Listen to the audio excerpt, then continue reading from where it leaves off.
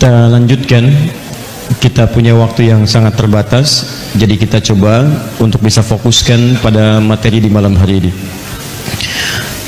Allah menyampaikan di pembuka ayat 185 surah Al-Baqarah, dan ini termasuk rangkaian ayat puasa. Jadi ayat puasa itu tidak berdiri sendiri. Sebagian orang kalau disebutkan ayat puasa itu senantiasa diarahkan kepada ayat 183 saja di surah Al-Baqarah. Padahal rangkaian ayat puasa itu didapatkan dari ayat 183 sampai dengan ayat 187. 183, 184, 185, 186, 187. Ada 5 rangkaian ayat. Saat membuka ayat ke-185, Allah menyampaikan syahrul Ramadan. Kata Allah, puasa yang telah kalian siap tunaikan itu mulai sekarang aku tetapkan dan aku kuatkan. Tidak ada toleransi lagi karena kalian telah siap, maka tunaikan selama sebulan. Dan juga ketika kalimat ini muncul, orang-orang memang sudah senang dan merindukan Ramadan. Tapi yang paling menarik kemudian, Allah tidak cukupkan dengan kalimat syahrun, tapi ditambahkan dengan kata Ramadannya. Padahal kalau kata Ramadan ini pun tidak ada, orang sudah paham bulannya bulan Ramadan dengan turun ayat 183-nya. Tapi ketika diturunkan kalimat Ramadannya, kata para ulama, yang pertama berpendapat hadhihi taukid. Penyebutan Ramadan ini taukid untuk penguatan kepada nama bulan yang di bulan itu puasa ditunaikan. Tapi yang paling menarik pendalaman para ulama pada pendapat yang kedua, disebutkan nama Ramadan untuk memberikan penguatan kepada hamba, bukan sekedar waktu penunaian puasanya, tapi dalam nama Ramadan itu ada isyarat pengampunan dan penghangusan, pembakaran dari semua dosa-dosa yang pernah dikerjakan saat mulai akil balik sampai tiba di awal Ramadan itu. Karena kata Ramadan berasal dari kata Ramadha yang berarti sesuatu yang membakar kuat karena teriknya matahari, ditambah alif dan nun di ujungnya sebagai sirah mubalaghah, bentuk superlatif untuk menunjukkan betapa banyak yang dihanguskan itu sehingga tidak bersisa sama sekali. Jadi seakan-akan ketika Allah menyebutkan Ramadan, yang antum harus bayangkan, maaf, bukan sekedar nama bulannya, tapi rasakan ada ampunan nih, semua dosa akan dibakar.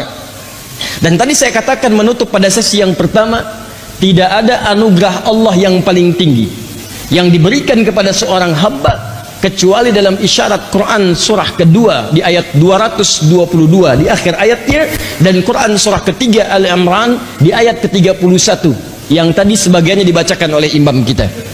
Saya akan mulai dari bagian kedua dulu, Quran surah ketiga ayat 31, paling kiri sebelah atas di mushaf. Perhatikan kalimatnya. Qul in kuntum tuhibbunallaha fattabi'uni. Yang paling menarik, lihat ayatnya. Yuhibbukumullah wa yaghfir lakum dzunubakum. Qul, Allah berfirman, in kuntum tuhibbunallaha, katakan Muhammad sallallahu alaihi wasallam, sampaikan pada umatmu, jika kalian serius mencintai Allah.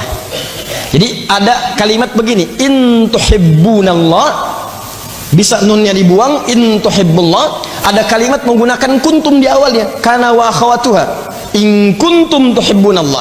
Kalau kuntumnya dibuang, in tuhibbullaha atau in tuhibbunallaha. Kalau innya kemudian syaratnya dihilangkan fungsinya, in tuhibbunallaha, maka kalimatnya hanya berarti begini, jika kalian mencintai Allah. Tapi kalau menggunakan kuntum, in kuntum tuhibbunallah, maka berubah artinya, jika kalian benar-benar serius mencintai Allah. Lihat kalimatnya ya. Karena kata kana wa akhawatuha kalau masuk kepada fi'il mudhari setelahnya itu liifadati taukid, untuk menguatkan sesuatu. Kata Allah, kalau kalian serius mencintai Allah. Jadi kalau yang cinta itu banyak, tapi yang serius gak banyak.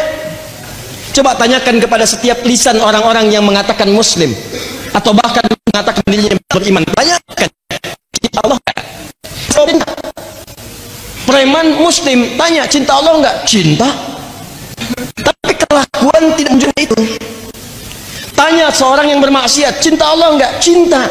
Tapi apa yang ia lakukan menyalahi apa yang ia ungkapkan. Jadi kalau ditanya cinta, semua cinta. Dan cinta itu kan butuh pembuktian. Saya sering katakan, di antara bagian dalam kehidupan yang butuh pembuktian adalah cinta. Jadi ketika seorang ayah mencintai anaknya, apa buktinya? Dia sayangnya anaknya. Makanya Nabi Ibrahim alaihissalam yang bergelar Khalilullah, kakek moyangnya Nabi Muhammad sallallahu alaihi wasallam, ketika Allah karuniai anak pertamanya bernama Ismail alaihissalam, dengan cinta yang sangat luar biasa, beliau nabi, statusnya rasul, juga seorang suami, seorang ayah, pekerjaan banyak, tinggal di Palestina, anaknya di Mekah, sesibuk-sibuknya masih menyempatkan waktu untuk nengok anak. Datang Pak jalan ke Mekah, jalan kaki, Anda bayangkan. Kenapa jalan Ustadz? Ya karena pesawat belum ada, motor nggak ada, makanya disebut dengan Ibrahim. Bahasa Aramaik mengatakan sang penyeberang. Tapi ada yang mengatakan diambil dari bahasa Arab, Abun Rahim, bapak yang punya nilai kasih luar biasa, masih ditengok. Jadi setiap cinta itu butuh pembuktian. Makanya kata Allah, kalau kalian serius mencintai saya, katakan Muhammad pada umatmu. Kalau mereka serius, buktikan. Apa buktinya? Fattabi'uni, ikuti semua tuntunan Nabi. Makanya Allahu Akbar, silakan bandingkan dengan kepercayaan mana. Saya sudah teliti, saya kumpulkan berbagai referensi. Tidak pernah ada tuntunan kehidupan yang paling komplit kecuali dalam Islam. Dicontohkan dari bangun tidur sampai tidur lagi, ada Pak Bu, silahkan cek. Dan Nabi tuntunkan itu, ada semuanya dirangkum di kitab-kitab hadis, ada petunjuk umumnya dalam Al-Quran, tafsir detailnya dalam hadis, silahkan cek. Demi Allah saya katakan, tidak pernah ada tuntunan dalam kepercayaan manapun kecuali di dinul Islam, tuntunan hidup yang paripurna dari bangun tidur sampai tidur lagi, wujudnya dalam bentuk doa, bahkan langsung tuntunannya dari mulai bangun tidur. Abu Dawud nomor hadis 1369, bangunnya aja diatur. Ya kata Ibnu Abbas radhiyallahu taala anhu, kana Rasulullah sallallahu alaihi wasallam idza qada min naumi fajalasa wa masaha bi yadihi min athari naumihi faqara khawatim surah Ali Imran. Ya, adalah kebiasaan Nabi sallallahu alaihi wasallam kalau bangun dari tidurnya, maka beliau duduk sebentar terlebih dahulu sampai keadaannya sadar. Ya, kemudian menghilangkan bekas ngantuknya, mengusap dengan tangannya, hilang bekas ngantuknya. Baru setelah itu membaca penutup surah Ali Imran 11 ayat terakhir. Baru disambung kemudian di Al-Bukhari nomor hadis 181, riwayat Jundub bin Junadah, dikenal dengan Abu Dzar Al-Ghifari, membaca doa alhamdulillahilladzi ahyana ba'da ma amatana wa ilaihin nusyur. Thumma dhahaba ila syinin mu'allaqah, pergi ke tempat tertutup, fatawadda, kemudian beliau berwudu. Thumma dhahaba ila musallahu, kemudian pergi ke tempat salatnya, baru menunaikan salatnya. Aku berdiri di belakangnya, maka Rasulullah menarik aku sampai sejajar dengannya. Kemudian kami salat dengan rakaat dua, baru satu. Itu hadis Nabi. Tuh, silahkan cek. Kenapa Anda tidak dicintai Allah kemudian Anda tidak memburunya? Anda dicintai manusia sampai menyiapkan segala perlengkapannya, semua persiapannya. Anda luangkan waktu seluas-luasnya, bahkan malam-malam di telepon Anda bisa bangun. Tapi ketika Allah mencintai Anda, kenapa Anda tidak kejar cintanya? Padahal dalam setiap cinta selalu ada pemberian yang tanpa batas. Bukankah Anda mencintai anak, Anda berikan apa yang Anda miliki? Lalu ketika Allah mencintai Anda, apa yang tidak Allah berikan bagi Anda? Maka ketika Allah turunkan cintanya, pasti Allah berikan semuanya. Tapi kan cinta itu selalu kaidahnya begini, begitu saya mencintai seseorang misalnya dalam level kemanusiaan, pasti yang saya berikan pasti yang paling baik. Nggak ada kualitas yang biasa. Anda cinta dengan ibu Anda, maka Anda akan berikan yang terbaik, hadiah yang paling mulia. Anda akan carikan yang paling bagus. Anda cinta anak Anda berikan pakaian yang paling bagus. Mustahil bapak cinta anak diberikan pakaian ala kadarnya, mustahil. Mustahil Anda cinta dengan pasangan memberikan yang seadanya, mustahil. Kaidah cinta itu ketika kita memberikan cinta pasti yang terbaik akan diberikan. Ketika Allah memberikan cintanya pada hambanya, apa yang terbaik yang Allah miliki diberikan kepada hambanya. Ternyata bukan dunia. Wa yaghfir lakum dzunubakum. Kata Allah, ketika aku cintai hambaku, maka yang aku berikan baginya adalah mengampuni semua dosa-dosanya. Wa yaghfir lakum dzunubakum, ampunan dosa. Makanya banyak Anda dapatkan dalam Al-Quran, kaidah-kaidah ampunan dosa itu selalu bersanding dengan cinta. Silahkan lihat ini ya. Kata Allah, Anda ikuti Nabi, saya cintai. Begitu saya cintai pasangannya, Allah cintai seorang hamba yang diberikan ampunan. Nah, kaidah dasarnya ampunan itu kan kalau kita minta ampun, diampuni kan? Kaidahnya begitu kan? Di mana ditemukan kaidah itu? Quran surah kedua di ayat 222. Quran surah 2 ayat 222. Lihat akhir ayatnya. Akhir ayatnya. Innallaha yuhibbut tawwabina wa yuhibbul mutatahhirin. Innallaha yuhibbut tawwabin. Sungguh Allah mencintai orang yang terus-menerus mengoreksi dirinya. Tobat. Bukankah tobat meminta ampunan dari dosa? Bukankah tobat memohon ampunan supaya dosa dihapuskan? Kalau sekali tobat namanya taib. Kalau berkali-kali tobat namanya tawab. Dia tahu sekarang dia salah lihat. Dia minta ampun, ya Allah ampuni dosa mata saya. Kemudian salah dengar, ya Allah ampuni dosa telinga saya. Salah ucap, ya Allah ampuni dosa lisan saya. Setiap hari istighfar. Nabi aja sampai istighfar. Nabi yang jelas diampuni dosa. Ya, madmunun bil jannah ma'sumun min maksiyah. Sosok yang dijamin surga dan dijaga dari maksiat masih istighfar. Astagfirullah, astagfirullah. Saya orang takwa dibandingkan dengan kalian semua, kata Nabi, dan saya beristighfar 100 kali dalam sehari. Sebelum tidur 100 kali. 70 sampai dengan 100 kali. Sebelum tidurnya astagfirullah, astagfirullah, astagfirullah, astagfirullah. Nabi ahli surga. Sebelum tidur istighfar.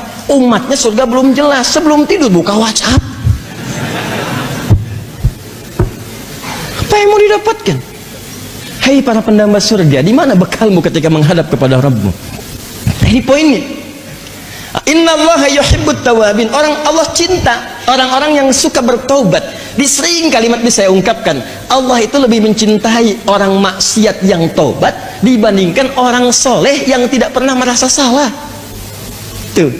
Jadi ketika seorang minta ampun, dia dicintai oleh Allah. Dan ketika dia mendapat ampunan Allah, itulah orang yang sangat dicintai oleh Allah. Tanda pertama cinta Allah bukan memberikan dunia, tapi ampunan dari dosa.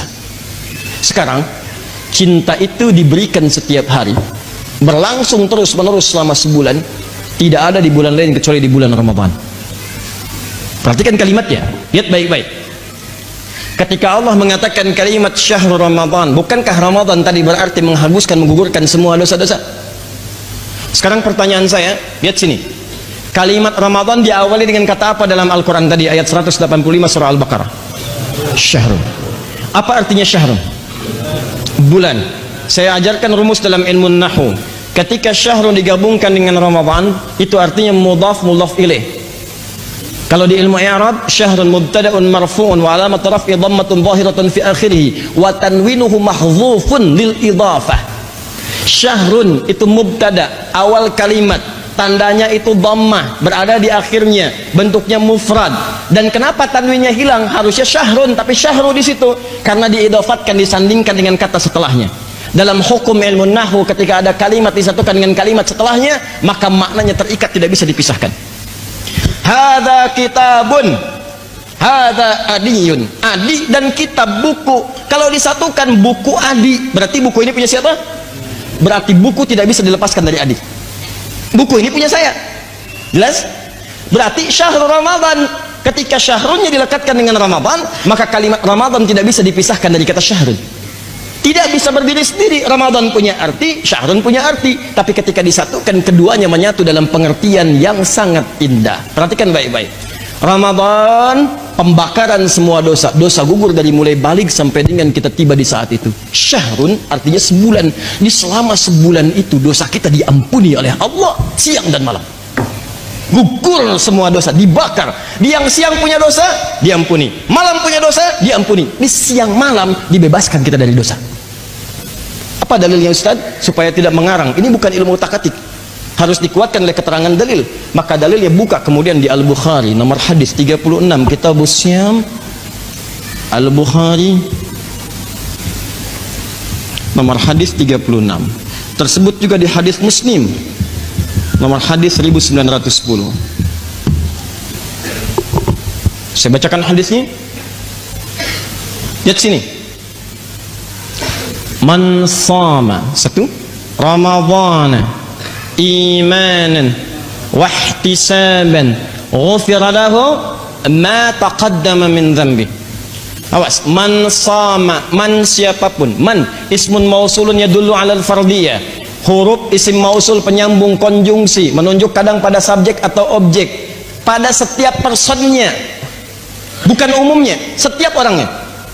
Dia bisa laki-laki, perempuan, besar, kecil, tua, muda, kaya, cukup semua. Jadi ketika Nabi menyebutkan kalimat man, artinya peluang didapatkan oleh semua orang, setiap orangnya, tanpa harus diwakili oleh yang lainnya. Dikata Nabi, man shoma Ramadhan, siapapun yang puasa di bulan Ramadan. Saya mau tanya pada anda, kalau puasa di bulan Ramadan, berlangsungnya siang atau malam?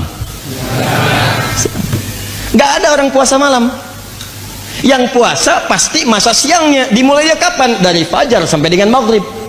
Maghrib buka, fajar mulai puasa, fajar sampai dengan maghrib. Kata Nabi, man shoma Ramadhana, siapa yang menunaikan puasa di bulan Ramadan, fajar sampai dengan maghrib, imanan wahtisaban, dikarenakan iman kepada Allah, ikhlas dia tunaikan, bukan karena yang lain. Bukan karena yang lain puasa, saya ikut puasa. Bukan karena di TV pengumuman, besok saya puasa. Bukan karena ustadz bilang saya puasa. Karena Allah meminta saya puasa, saya kerjakan puasa. Wahtisaban, dia kerjakan ikhlas karena Allah, kemudian di situ dia mengoreksi dirinya. Ingat, makanya menjalani puasa itu bukan cuma nahan lapar dan haus. Kalau cuma begitu, jangankan anda, demi Allah saya katakan, kucing anda pun bisa. Bagaimana caranya Ustaz? Jangan kasih makan dia, fajar sampai dengan maghrib bisa dia puasa. Ya, kucing pun bisa, anak kecil pun bisa. Apa yang anda lakukan saat puasa itu? Coba sambil koreksi diri, muhasabah. Ke kantor tetap ke kantor. Oh, Nabi aja perang Badar bulan Ramadan, Fatu Mekah bulan Ramadan. Ini anda Ramadan tidur, bangun tidur, tidur lagi, habis tidur, tidur lagi, tidur.